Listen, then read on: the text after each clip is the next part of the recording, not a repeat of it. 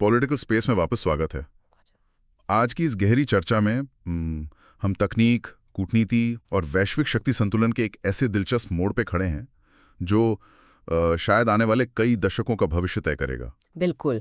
और ये एक ऐसा बिंदु है जो केवल कूटनीति तक सीमित नहीं है, ये पूरी दुनिया की अर्थव्यवस्था को प्रभावित करने वाला है। हाँ, तो सुनने वालों के लिए बता दें कि आज का हमारा जो मिशन है ना, वो बहुत ही स्पष्ट है। हमारे पास अहम दस्तावेजों का एक बहुत ही शानदार संग्रह है, जिसमें सरकारी प्रेस विज्ञप्तियां शामिल हैं और कुछ बहुत ही महत्वपूर्ण न्यूज आर्टिकल्स भी हैं। और इसके साथ ही दिसंबर 2025 की कुछ अहम थिंक टैंक रिपोर्ट्स भी हमारे पास हैं, जैसे कि दिल्ली पॉलिसी ग्रुप यानी डीपीजी। हाँ, और आईएस बाबा का विस्तृत विश्लेषण भी। इन सभी दस्तावेजों का जो केंद्र है ना, वो एक बहुत ही ऐतिहासिक घटना है। 20 फरवरी 2026 की वो तारीख। एकदम सही, जब भारत ने आधिकारिक तौर पर अमेरिका के नेतृत्व वाले पैक्स सिलिका गठबंधन में प्रवेश किया। पैक्स सिलिका, देखिए, ये सिर्फ किसी अंतर्राष्ट्रीय समझौते पर दस्तखत करना भर नहीं है। नहीं, बिल्कुल नहीं।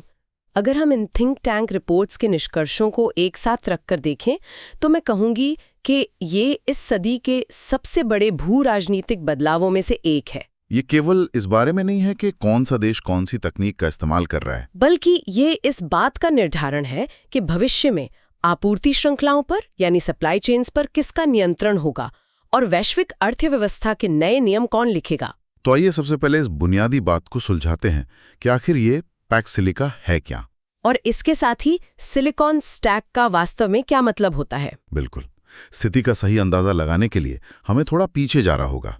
दिसंबर 2025 के परिदृश्य को देखना जरूरी है। डीपीजी की रिपोर्ट ये बहुत स्पष्ट करती है कि उस समय तक इस पहल में भारत या यूरोपीय संघ शामिल नहीं थे। हाँ, यूरोपीय संघ की तरफ से केवल नीदरलैंड एक अतिथि के रूप में मौजूद था। तो इसका मतलब है कि शुरुआत में ये बहुत ही सीमित देशों का समूह था, जिसका मुख्य उद्देश्य जबरदस्ती की निर्भरता, जिसे कोर्सिव डिपेंडेंसीज कहते हैं, हाँ, उसे खत्म करना बताया गया है।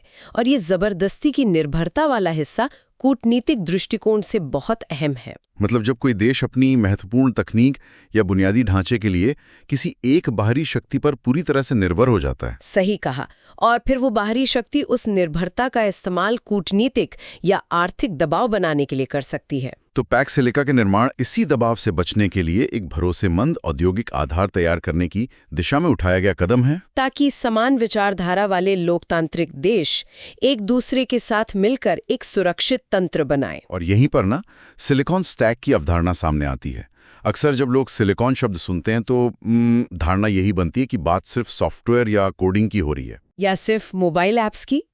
लेकिन इस तकनीकी युद्ध में सिलिकॉन स्टैक एक बहुत ही भौतिक और विशाल इकोसिस्टम है। इसकी शुरुआत जमीन के नीचे मौजूद उन महत्वपूर्ण खनिजों से होती है, क्रिटिकल मिनरल्स, जैसे कि लिथियम या कोबाल्ट, जो चिप्स बनाने के लिए बहुत जरूरी हैं। इसके बाद आते हैं फैब्स, यानी वो अरबों डॉलर की लागत वाली फैक्ट्रियां जहां इन सेमीकंडक्टर चिप्स का असल में निर्माण होता है। और इस स्टैक का अंतिम हिस्सा है विशालकाय डेटा सेंटर्स, जो आर्टिफिशियल इंटेलिजेंस और फ्रंटियर तकनीक को शक्ति देते हैं। मतलब ये कोई हवा में मौजूद क्लाउड नहीं है। बिल्कुल नहीं, ये खदानों, फैक्ट्रियों और सर्वरों का एक बहुत ही जटिल नेटवर्क है। और इस जटिल नेटवर्क को लेकर जो वैश्विक चिंताएं हैं ना, उन पर भी हमें निष्पक्ष रूप से ध्यान देना चाहिए। हाँ, क्योंकि रिपोर्टों के विश्लेषण से ये बात साफ उभर कर आती है कि पश्चिमी देश, विशेष रूप से अमेरिका, को वैश्विक आपूर्ति श्रृंखलाओं में चीन के एकाधिकार को लेकर गहरी चिंता है। से अलग यानी डीकपल करने की कोशिश कर रहा है। और दूसरी ओर भारत की स्थितियां थोड़ी अलग हैं, लेकिन चिंताएं काफी मिलती जुलती हैं। भारत के सामने अपने दूरसंचार और अन्य महत्वपूर्ण बुनियादी ढांचों में चीनी उपकरणों की मौजूदगी को लेकर लंबे समय से सुरक्षा संबंधी चिंताएं रही हैं। तो पैक्स सिलिका एक तरह से इन्हीं अलग अलग चिंताओं का एक साझा समाधान प्रस्तुत करता है, जहां लक्ष्य एक पारदर्शी तंत्र बनाना है जो किसी एक देश के एकाधिकार से पूरी तरह मुक्त हो। यह समझना बहुत जरूरी है कि भले ही भारत और अमेरिका के शुरुआती कारण थोड़े अलग रहे हों, लेकिन वे एक ही नतीजे पर पहुंचे हैं। एकदम सही। और यही साझा समझ हमें 20 फरवरी 2026 के उस ऐतिहासिक दिन तक ले जाती है। इंडिया एआई इम्पैक्ट समिट 2026 का 5वां दिन। उस हस्ताक्षर समारोह का महत्व केवल कागजों तक सीमित नहीं था। भारत के आईटी मंत्री अश्विनी वैष्णव का जो बयान था ना, उसने इस पहल के विजन को बहुत सटीकता से सामने रखा। उन्होंने कहा था कि हम सिर्फ एक शिखर सम्मेलन नहीं कर रहे हैं, हम भविष्य का निर्माण कर रहे हैं। ये दर्शाता है कि भारत सरकार इसे केवल एक अल्पकालिक कूटनीतिक लाभ के रूप में नहीं देख रही है, बल्कि अगली पीढ़ी के तकनीकी ढांचे की नींव के रूप में देख रही है। और उसी समारोह में भारत में अमेरिकी राजदूत सर्जियो गौर के बयानों का विश्लेषण करना भी उतना ही दिलचस्प है। उन्होंने भारत के इस गठबंधन में शामिल होने को महज एक औपचारिक कदम नहीं, बल्कि रणनीतिक और आवश्यक बताया था। लेकिन उनके भाषण का सबसे अहम हिस्सा वो था जहां उन्होंने कहा कि शांति ताकत से आती है, पीस कम्स थ्रू स्ट्रेंथ। अंतर्राष्ट्रीय संबंधों में ये वाक्य एक बहुत गहरा अर्थ रखता है। ये साफ संकेत है कि केवल संधियों और सद्भावना से आपूर्ति श्रृंखलाओं की सुरक्षा सुनिश्चित नहीं की जा सकती। इसके लिए तकनीकी संप्रभुता और आर्थिक मजबूती का होना बहुत जरूरी है। और लोकतांत्रिक समाज वैश्विक अर्थव्यवस्था के इस नए युग का नेतृत्व करेंगे या नहीं। लेकिन कूटनीतिक बयानों के पीछे की असली ताकत हमेशा टैलेंट और पैसे में छिपी होती है। बिल्कुल। राजदूत गौर ने खुद इस बात को रेखांकित किया कि भारत के पास जो इंजीनियरिंग प्रतिभा है वो वैश्विक स्तर पर अद्वितीय है। और जब हम पैसे की बात करते हैं तो निवेश के आंकड़े इस पूरी चर्चा को एक नया आयाम देते हैं। पैक्स सिलिका में भारत के प्रवेश से ठीक पहले के घटनाक्रम पर गौर करें तो माइक्रोसॉफ्ट ने भारत में AI बुनियादी ढांचे के लिए भारी निवेश की घोषणा की है। $17.5 बिलियन का निवेश, ये कोई छोटी मोटी रकम नहीं है। और इस आंकड़े का संदर्भ समझना बहुत जरूरी है। ये माइक्रोसॉफ्ट का एशिया में अब तक का सबसे बड़ा निवेश है। और ये उस $3 बिलियन के निवेश के अतिरिक्त है जिसकी घोषणा उन्होंने इसी साल की शुरुआत में की थी, जिसे 2026 के अंत तक पूरा किया जाना है।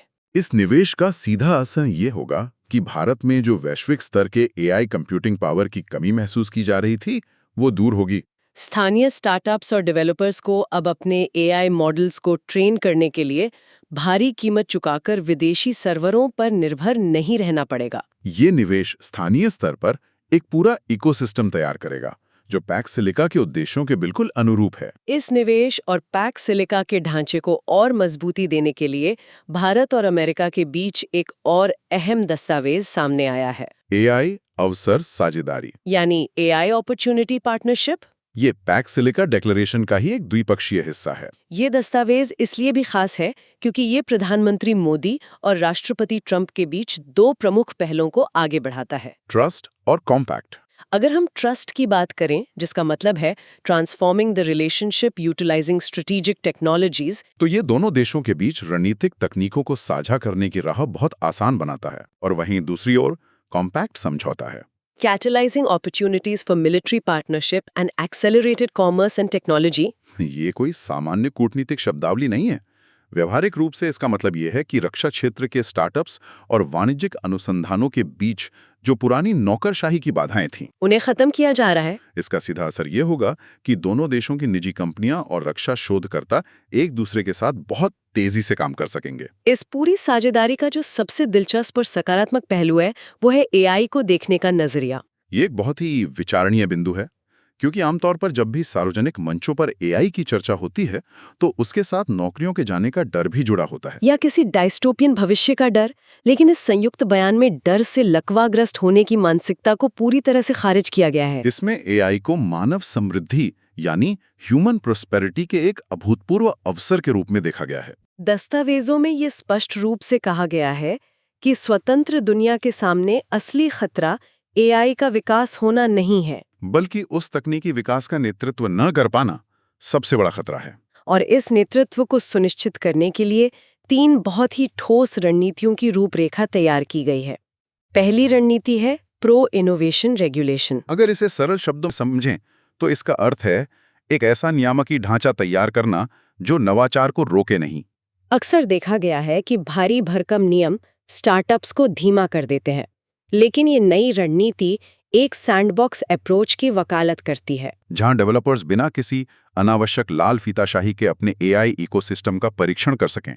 दूसरी रणनीति सीधे तौर पर फिजिकल AI स्टैक को सुरक्षित और मजबूत करने से जुड़ी है। जैसा कि हमने पहले भी चर्चा की थी कि AI सिर्फ कोड से नहीं चलता। इसे चलाने के लिए भारी मात्रा में ऊर्जा, खनिजों और हार्डवेयर की जरूरत होती है। इस रणनीति के तहत दोनों देश अपनी ऊर्जा के बुनियादी ढांचे को अपग्रेड करने और आवश्यक खनिजों की सप्लाई चेन को सुरक्षित करने पर काम करेंगे। और इन विशाल डेटा सेंटर्स को संभालने के लिए एक उच्च कुशल कार्यबल तैयार करने पर भी जोर दिया गया है। और इस पूरी योजना की तीसरी अहम रणनीति है फ्री एंटरप्राइज या मुक्त उद्यम को बढ़ावा देना। यह इस बात की स्वीकारोक्ति है कि तकनीक की अगली बड़ी क्रांति सरकारी कार्यालयों से नहीं बल्कि निजी क्षेत्र की रचनात्मकता से आएगी। इस रणनीति का लक्ष्य दोनों देशों के बीच क्रॉस बॉर्डर वेंचर कैपिटल को सुगम बनाना है। इसका मतलब ये है कि अगर भारत में कोई एआई स्टार्टअप किसी बेहतरीन आइडिया पर काम कर रहा है तो उसे अमेरिका से फंडिंग या R&D सपोर्ट हासिल करने में कोई रुकावट नहीं आएगी। ये स्वतंत्र देशों के उद्यमियों को सशक्त बनाने का एक स्पष्ट खाका है। तकनीक और इनोवेशन के मोर्चे पर यह साझेदारी बहुत ही मजबूत नजर आती है।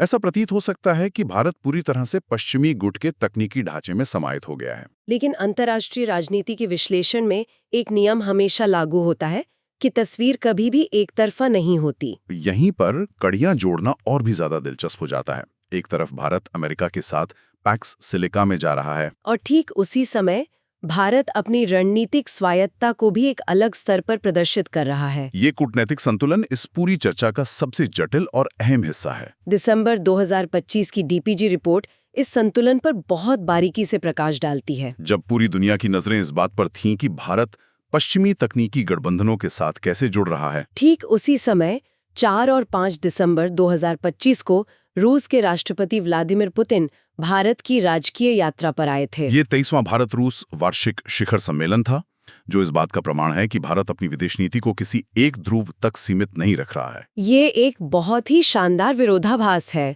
या कहें कि संतुलन है। एक तरफ अमेरिकी टेक कंपनियों के अरबों डॉलर के निवेश की घोषणाएं हो रही हैं और दूसरी तरफ रूस के साथ द्विपक्षीय व्यापार और आर्थिक सुरक्षा के बड़े फैसले लिए जा रहे हैं। इस शिखर सम्मेलन के दौरान लिए गए फैसलों में सबसे ज्यादा ध्यान खींचने वाला कदम था प्रोग्राम 2030 को अपनाना।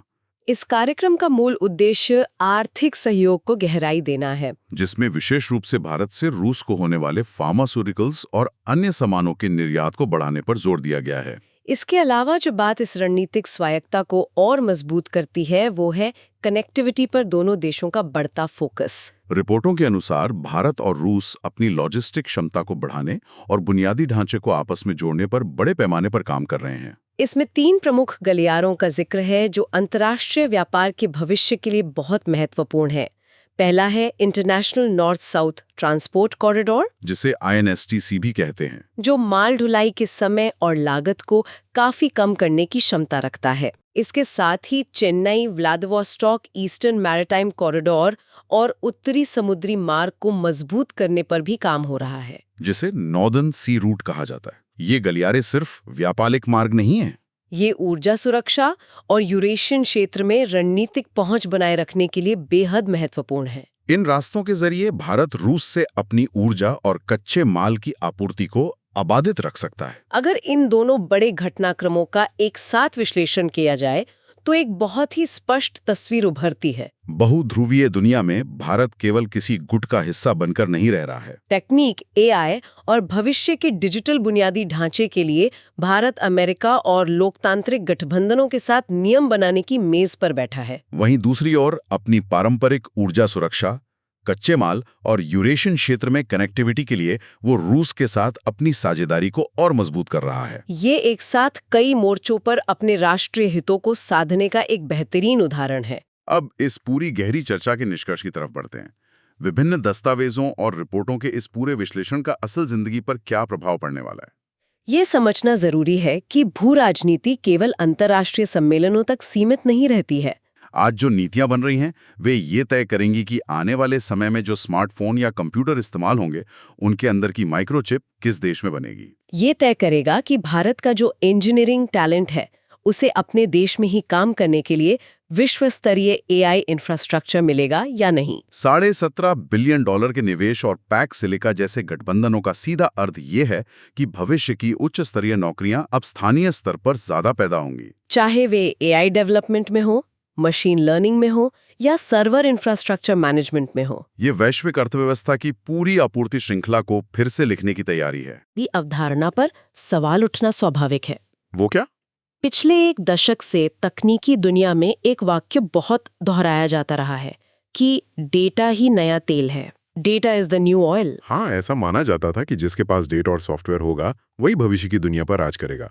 लेकिन पैक्स सिलिका के पूरे मॉडल और एआई के भौतिक बुनियादी ढांचे पर हो रही इस वैश्विक जद्दोजहद को देखते हुए एक नया विचार सामने आता है। बिल्कुल।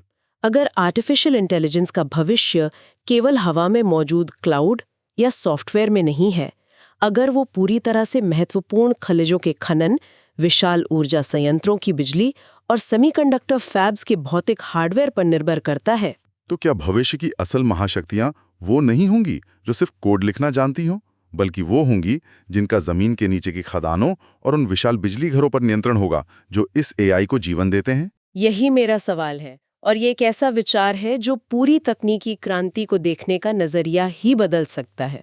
क्या एआई की आभासी दुनिया अंततः हमारी इसी भौतिक दुनिया और इसके सीमित संसाधनों की मोहताज है?